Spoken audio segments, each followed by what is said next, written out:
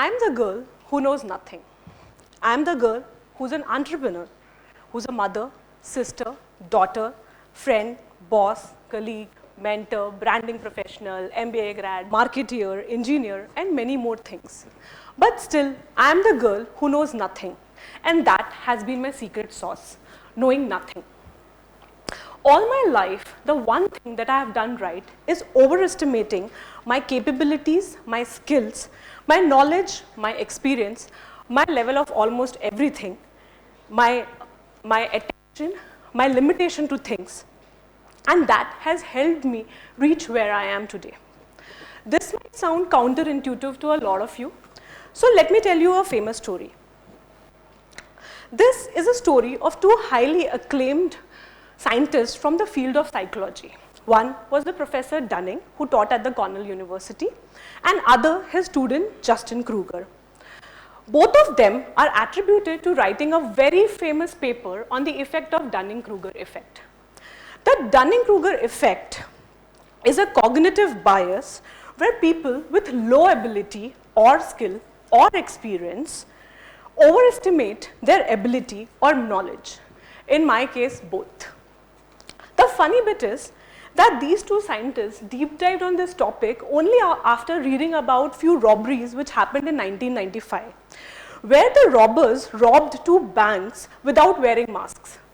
The robbers felt that if they put lemon juice on their faces, the CCTV camera will not catch it. And as luck would have it, they even tested it out on a Polaroid film, which likely had a bad film, and correlation was deemed causation. Another interesting bit about that was when Dunning and Kruger were writing this paper, they never thought that this will get published. Today, Stanford considered Professor Dunning as the top 2% of scientists in the field of psychology. They were truly like me, the girl who knew nothing and yet accomplished something spectacular. In life, what has helped me taking risk without calculating risk is my ability to underthink and overbelieve. This has been my secret sauce in taking each and every steps that I have taken to reach where I am today. Let me share a few examples from my very own life where I knew nothing and did awesome job to make this concept of embracing knowing nothing as a strength rather than something to be ashamed of. My first story. When I was an 8-year-old, I started my library. I borrowed books from friends, family, and people in the society. So my dad was in ordnance factories, so we used to live in the camp area. So I went door to door in the society and borrowed books from all of them, and one fine summer day started my library. Who were my customer, you may ask? The same people from whom I borrowed the books. I used to charge 50 paisa per day per book and made quite a good amount of money for a 90s kid who used to stay in a small town out of India. I was a person who knew nothing about being laughed at and hatched this stupid plan, right? Which, if I think of today, will be called a fraud, right? But yet, I succeeded. I was the girl who knew nothing. I did not repeat it next year, because luck doesn't favor the brave always. My second story. When I joined for my MBA at IIM Ahmedabad, I wanted to have a finance job, right? Why, you may ask? No, I was not good at finance at all, and neither calculating risk, which I have told you very clearly. What I got was overestimating my intelligence. So I applied for all the finance opening that came to the campus that time, right? Almost all of application I filled, and I got a single shortlist, right? The only shortlist I had for a day one job. So what I did, I mugged and mugged and mugged, and on the day of placement, got an 8 AM shortlist interview, and I got a job. My friends at the campus were shocked. They cried a little, they doubted themselves, they laughed, they envied, and then forgot. I, the girl who knew nothing about finance from experience and very little by studying, got a day one job in a tier 1 firm. You ask how? I overestimated my hard work, my luck, and my ability to crack interview. I was still the girl who knew nothing. In the second year of my MBA, I got inspired by the handicraft of Kutch and wanted to start my own business, where I thought I'll make the biggest, largest lifestyle brand from India to the world. No, I did not think anything like that. What I thought was I want to become an entrepreneur. That's it. I wanted to create beautiful looking bags which serve the basic purpose of being functional.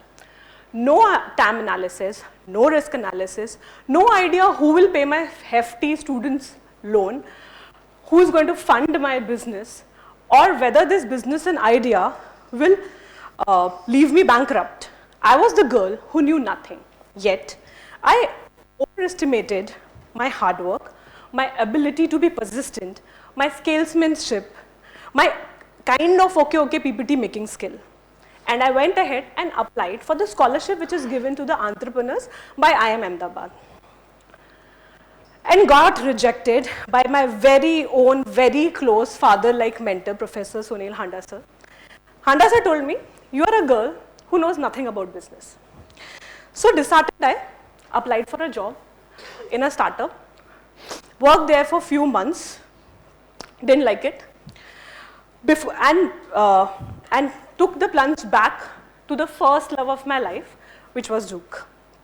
I left my job with minimal saving, absolutely no experience whatsoever, and moved to Bombay. Why Bombay, you may ask? The second love of my life partner, as well as my co-founder, was based out of Bombay. This is another interesting story where I was the girl who knew nothing. So I dated this South Indian guy and dreamt of getting married to him. Without knowing that, I come from a family where there has never been a single love marriage, leave apart an intercultural one, right? Knowing nothing, I just went and told my family without thinking, what will they say, what will other family people will say, what will auntie says, and so forth. And to everybody's shock, I hardly met any resistance, right? What made this happen? I being the person who knew nothing and just went ahead and doing it. I'm sure a lot of you in the coming year might take inspiration from this. Coming back to when I came back to Bombay to start Zook, I was the girl who knew nothing about how to get the bags made, what would be the cost of it, where will we store it, how to market it, how to even get started, right? But I did exactly all of it. I went around Dharavi for at least 2 to 3 months to get my first karigar to make the kind of bag that I wanted to create, without knowing that the version of bag that we were trying to create was very, very different from whatever the big brands were selling, right? We were trying to create a vegan product in a market which was dominated by the animal-based leather products. I was trying to change the lifestyle choices of people without even knowing it. I was the girl who knew nothing about being the first mover in an industry, but yet created the vegan product market, or at least we were the first one to say so. I took the first bulk order of 1,000 bags, the biggest till date for us in the first year of our business, and promised to get it delivered to Surat. I was the girl who knew nothing about logistics, nor did we account for the cost of it while giving the quotation, right? But given I always overestimated my skills, I overestimated my jugaad and haggling skills as well. Really pleaded a transporter to give us a minimal rate and take our 1,000 bags from Bombay to Surat in a single day. And thus delivered the biggest order we have got till that day in the first year of our business without knowing the logistics. After doing 50 plus exhibitions across India, we realized that this is not scalable, right? And we have to move online. So we asked some friends around that kis platform mein we should start, right? Given we didn't want to make a custom one, given we had absolutely no money. And we were given 2 choices. The first was Shopify, and the other was something called Pocket Square for some square, right? And thus we started on Shopify.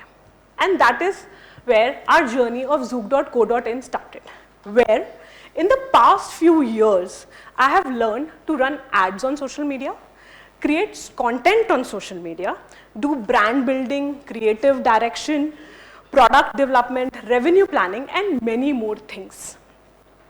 But the one thing that remained in all of this was, of all the things that I did, was I knew nothing about it.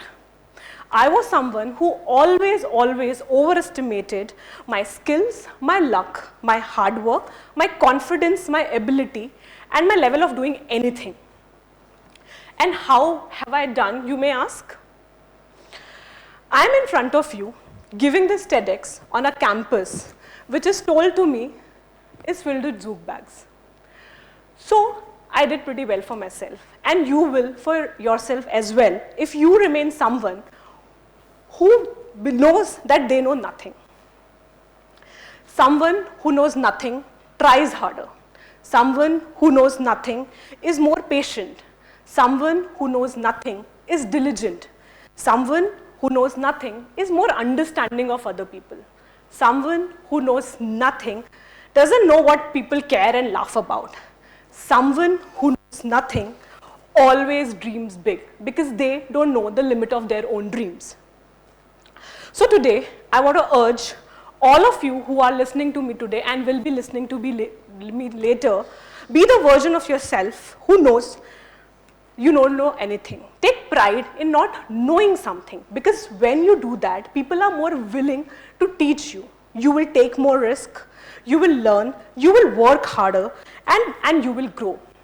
Someone or anyone who feels that they know everything or they feel they know everything has largely not learned anything new in their life.